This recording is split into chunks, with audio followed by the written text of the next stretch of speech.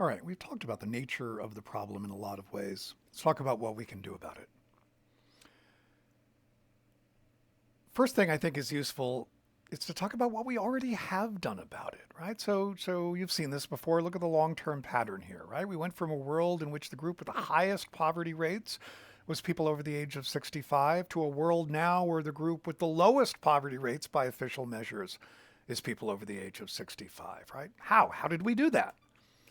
We did it by and large with Social Security, right? Turns out if you send money to people on a regular basis, they will be less poor. And that's what Social Security does. As we have increased per person expenditures on old age insurance, share of the population over the age of 65 in poverty has declined because there's more income going into those households. Right, this is looking at it for 2017. That's that orangey line, right? That's the number of people who were lifted out of poverty just by Social Security alone, right? So all age groups combined, we're talking about 27 million people not poor thanks to OASDI who otherwise would have been. This is looking at refundable tax credits. That's the earned income tax credit and the child tax credit, right? Almost 8.5 million people, right? Not poor who otherwise would have been poor thanks just to that particular program. And then this is now looking at SNAP, Supplemental Nutritional Assistance Program, what we used to call food stamps, about 3.5 million Americans not poor who otherwise would have been just because of the intervention of that program, right? So we know some things that we can do to reduce poverty, and we do some of them, right? This is looking now just at the state of California to take an example, right? 5 million people not poor who otherwise would have been just in the state of California thanks to federal assistance programs. Right? This is looking, again, program by program, just at California and the impact of these programs. This is not trivial, right? This is absolutely not trivial. We're talking about millions of Americans whose lives are materially improved. Right? And then this is looking at the effect of those transfers on the poverty rate, right? So look at, that's looking at deep poverty is that red line, right? Using the supplemental poverty measure, right? And the top one is what that rate would be if it weren't for all of the social welfare policies, the taxes, and the transfer programs that reduce. And that's just deep poverty, right? So poverty at half the poverty line. And still a lot of poverty that remains, right? But look, we knock it down by what, 2/3, give or take, with those programs. And this is, right, similar thing, looking at it program by program, right, what the effects are. This is now looking at a program that we've got that is much less effective. This is Temporary Assistance to Needy Families, used to be called AFDC, of course. About 500,000 people nationwide who are lifted above the poverty line thanks to TANF benefits or state level general assistance GA programs. That's, again, not nothing, right? 500,000 people is 500,000 people, but that's pretty weak tea when all is said and done in terms of the overall effect that it has. And the effects of that program since the welfare reforms of the 1990s, the bipartisan welfare reforms, I should point out, have hollowed at that program pretty radically, so it's less and less and less effective. And there are some states where almost no one is benefiting anymore from that program. So that's another indicator, right, of what we could do and what we could not do in order to improve well-being. And this is, again, looking just at California, where the red arrow here is how they wind up structuring those programs and where the money in those programs can get spent. So that's another thing for us to think about, right? It's not just total amount of money that is spent on a particular program, but how it is spent. And one of the patterns that we have seen with TANF is that less and less of the funding allocated to that program is being devoted to cash assistance to low-income women with children, and more of it is going to contracts to service providers to run job training programs and those kinds of things.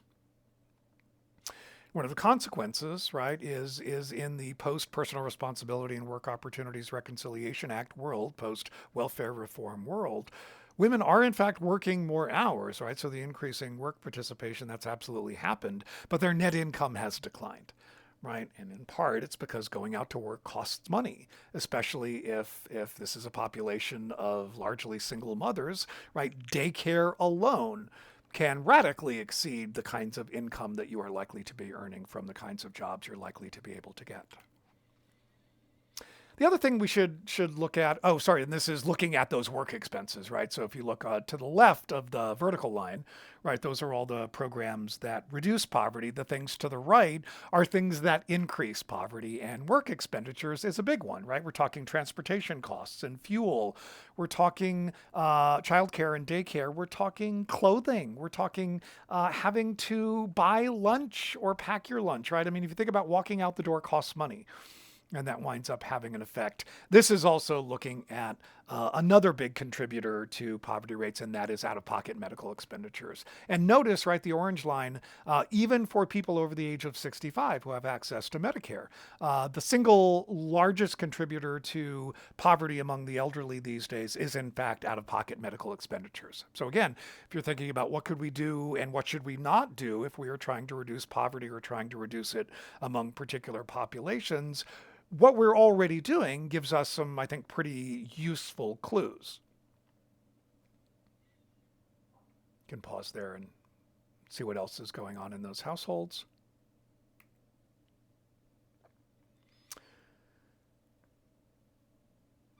So take a look here, right? This is just telling us if poverty had continued to decline at the same rate that it was declining in the 1960s,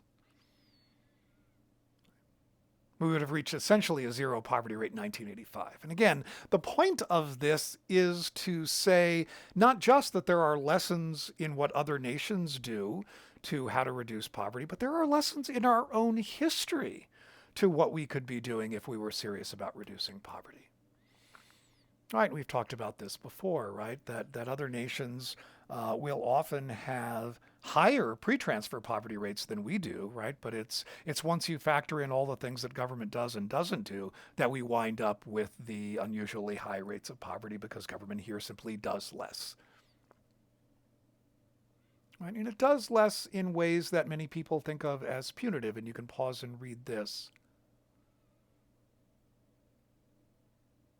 Right, that's, I think, one of what still is the best books written in the post-welfare reform era, talking about sort of the ways in which low-income women interact with that program. And I think that becomes really important. Again, this is not just about the money we spend and don't spend, but it's the ways in which we structure programs and the ways in which people experience those programs. Right. So again, if you're thinking about what it is that is making people poor, right, you know by now, I would argue that it is not bad behavior or bad decision making, although, right, people living in poverty may make worse decisions thanks to the cognitive overload effects of poverty itself. But the implications of a lot of what we've seen is that poverty is rooted in people trying to solve real puzzles that they don't have a whole lot of control over, right? How do they access available and affordable and safe childcare and daycare, right? The level of their wages, what kind of access do they have, and what do they pay for health care? Do they have access to dental care? Do they have access to mental health care? What are their housing costs, and what are the trade-offs they make in order to be able to live near to work, right? It's not just an expansion of these existing programs or the creation of new ones that are at least at this moment not on the legislative policy agenda, although I think we can certainly see it on the agenda of some Democratic candidates as the presidential campaign of 2020 starts to rear up. Given that, right, that at least at this current Congress, we're not going to see too much by way of lawmaking, what can you do, right? What can you do with this beyond what we already know?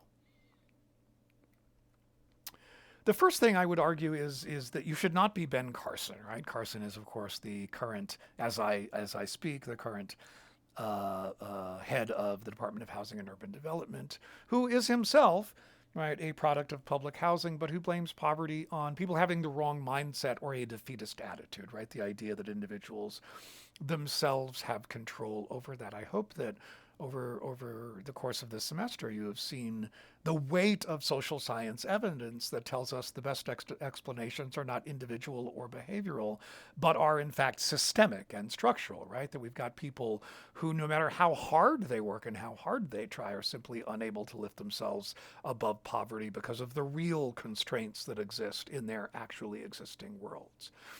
We have talked about some of what goes on at the individual and the behavioral level and the importance of recognizing the cognitive load that people confront, right? That poverty itself creates stress, and that stress alters people's ability to engage in good decision making.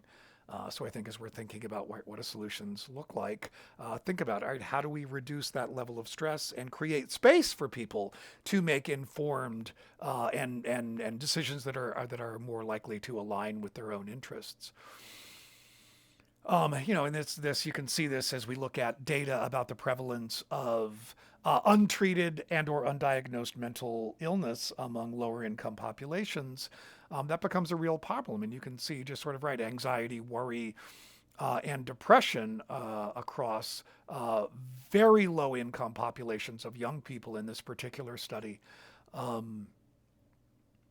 That alters their ability to function, not to mention the fact that it increases their health costs. It may impact their ability to work or to maintain work over long periods of time. It may alter the stability of their family relations, right? You start to think about what this means in terms of people's ability to get through the day, right? The fact that we do so poorly in addressing mental health concerns, not just among low-income populations, I should point out, is I think another piece of the puzzle that we should think about. As a consequence of this, right, a lot of what some people see as irresponsible or irrational behavior among poor people isn't, right? And think back to the readings that you did from Linda Tirado or Tressie McMillan Cottom and others, talking about sort of how they make sense of their own decision making in constrained income circumstances.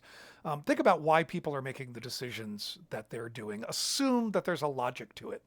Assume that there is a rationality to it.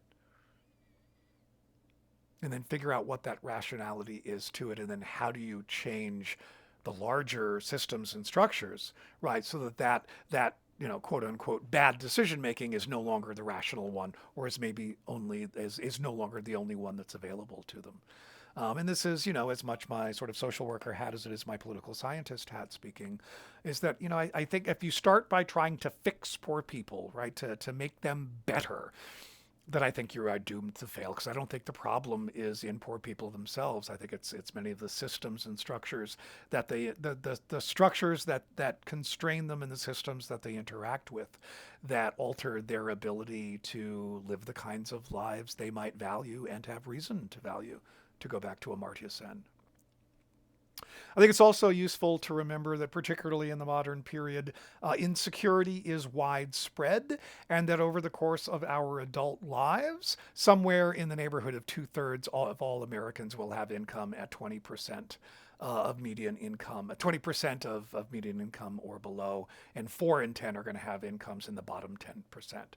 Right, so this isn't a problem for other people. This is a problem for most of us, and maybe if we can think about that in those more selfish terms, maybe that will increase the chances that we can move systems to act. And as we talk about those systems, remember the infamous words of Max Weber in an essay called, I keep wanting to say politics in the English language, that's Orwell. Why can't I remember that? I'll come back to it after I've stopped recording. I'm not going to stop and try to look it up. Politics as a vocation is the Max Weber essay. Politics is a strong and slow boring of hard boards. Consistent pressure applied in small spaces over long periods of time is generally how policy change comes about. It's very unsatisfying, but in most instances, that's the reality. So think strategically about that. Now, don't think only about working from within the system, right? Think about our own history, and I would argue we have had no large-scale change in social welfare, or for that matter, sort of access to economic systems or the franchise, any large social advancement over the course of American history, I would argue, starting with the Tea Party itself, has been rooted in social movement activity. Right. So think about how do you mobilize internally those policymaking systems, right, to do more of what you would like them to do, but then also how do you exert external pressure on those systems to maybe try to convince them to do things they don't necessarily have a lot of interest in doing. And remember that this is all doable, and we know this because we have done it in the past. Right? Look at the estimated poverty rates at the height of the Great Depression in the 1930s, and look at where we are now. Right? We've got a long way to go, but we have made enormous progress. There's just more to be done.